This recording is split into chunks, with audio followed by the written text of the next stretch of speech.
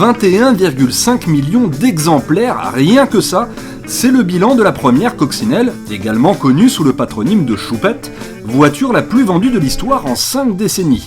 En 1998, la rondelette et féminine New Beetle a bien tenté de perpétuer le mythe, mais sans succès comparable. Mais avec cette nouvelle coccinelle, Volkswagen a peut-être trouvé la bonne recette. Franchement, vous la trouvez comment cette version haut de gamme sport ? Comment ne pas craquer sur ces galbes musclées ? Et oui, la nouvelle coccinelle ne joue plus dans le registre Flower Power. Son truc, c'est plutôt le hot rod américain.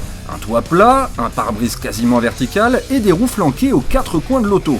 Pour les jantes pas de chichi, on tape directement dans le 19 pouces, bref, cette coccinelle en met plein la vue. Mais pas seulement.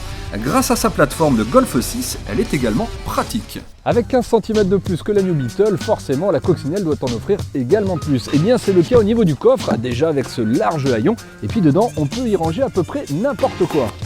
Des sacs jaunes, noirs, rouges, des guitares, et même des hippopotames. On dispose de 310 litres, c'est 100 litres de plus que dans la New Beetle, et ça, c'est appréciable. Volkswagen nous a toujours habitués à des intérieurs sobres, mais avec la coccinelle, place au fun. La planche de bord et les montants de portière laqués assortis à la carrosserie, on adore. Clin d'œil au passé, le grand cerceau en guise de volant, les compteurs circulaires ou encore la boîte à gants verticale. Bon, elle n'est pas très volumineuse, mais au pire, il y a un autre rangement juste en dessous. Bref, l'esprit coccinelle est bien présent, mais comme pour l'extérieur, plus question d'ambiance hippie. Il est où le petit vase pour mettre les fleurs comme dans la New Beetle ? Mais non, pas besoin, la nouvelle coccinelle, c'est une voiture d'homme. Les sièges en cuir sont confortables et on a beaucoup de place au coude. À l'arrière, le bilan est également correct pour un coupé, même si on aurait pu s'attendre à mieux compte tenu des 4,27 m de l'auto. La coccinelle est d'une grande facilité d'utilisation. Même avec 200 chevaux, elle est souple et se faufile plutôt bien en ville. Attention quand même, ce n'est pas une voiture ultra confortable. C'est vrai que c'est un petit peu raide quand même, hein.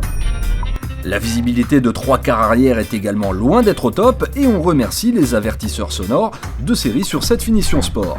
Tiens, parlons sport justement, car dès qu'une route dégagée se profile, la tentation devient grande. Ben oui, c'est une voiture plaisir cette coccinelle. Et puis on a quand même 200 chevaux sous le capot. Allez, boîte séquentielle en mode sport et on se laisse aller sur la pédale des gaz. On vient d'abattre le 0 à 100 km/h en 7 secondes 5. Alors c'est vrai, c'est un petit peu moyen, mais il faut dire que la voiture est lourde, 1,5 tonne sur la balance. Mais bon, c'est largement suffisant pour s'amuser un peu. D'autant qu'en ayant le pied lourd, la consommation a tendance à s'envoler à plus de 10 litres au 100 km. C'est tout de suite moins plaisant. Heureusement, la coccinelle est disponible avec des motorisations moins puissantes, donc moins gourmandes, mais également moins chères que notre version à 29 330 €.